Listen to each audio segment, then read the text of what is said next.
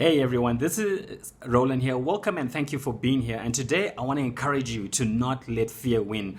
You must not let fear win. Choose faith over fear today. Choose faith over fear tomorrow. Choose faith over fear every day of your life. And yes, fear will come. We live in a world of fear, but we cannot then open the door and let fear in and let it have a seat and offer it cookies and offer it milk or whatever it is and tea. We cannot do that. We need to keep that door closed, and we do that by choosing faith over fear, no matter how hard it is.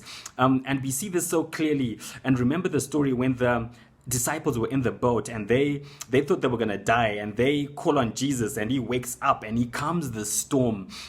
And then he asked them in Mark 4 verse 40, he said to them, "Why are you so afraid? Have you still no faith?" And like I said before, Jesus was making that connection that if fear is present, if you are walking by fear, then faith is not present. Where is your faith if you are actually walking by fear?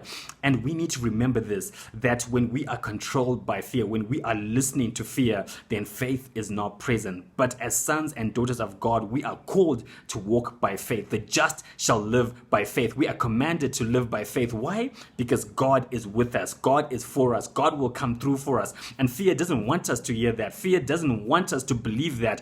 It has another truth, and that's the other thing that was reminded to me this week, is that fear is lying to you. Whatever situation you're in and that fear is trying to convince you of, whatever truth that fear is trying to convince you of is a lie, it is not true. Fear is constantly lying to you. Fear is trying to make you believe that God is not going to be for you. And we see this so many times in scripture. And I want to start off and remind you.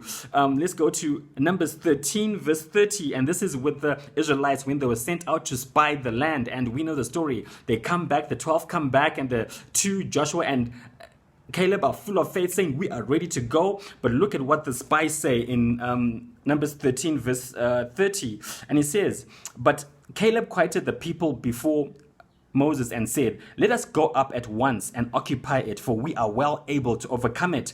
Then the men who had gone up with them said, 'We are not able to go up against the people, for they are stronger than we are.'"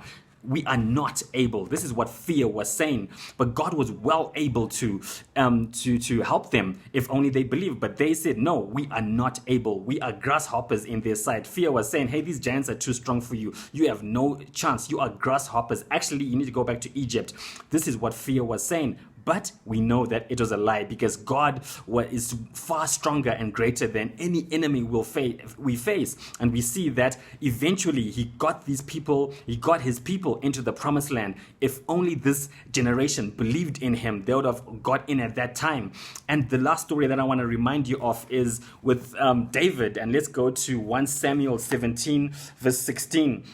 And anyway, we know the story of David coming and defeating Goliath, but I want to read about the army. And it says that the giant came to them every day. Let me read actually in 1 Samuel 17 verse 16. "For 40 days the Philistine came forward and took his stand morning and evening." So for 40 days, in the morning and in the evening, the giant would come and proclaim he's the greatest, and the Israelites would skedaddle. Let me just say that, would scatter in fear, and it was a lie. Fear was lying to them that you have no chance. The giant's going to take you out. But look what happened when David came. He then saw things very differently. He was like, "Who is this giant? God is going to defeat him." And David went and God used him to defeat the giant. So I want to encourage you and say to you that fear is lying to you. Whatever it is saying to you now about your situation, about your circumstances, about your possibilities, it is lying to you. Choose faith over fear. Choose God, what he has to say. Lean on him. Hold on to his word instead of fear. And with that, I've come to the end of this episode. I will see you next week, and God bless.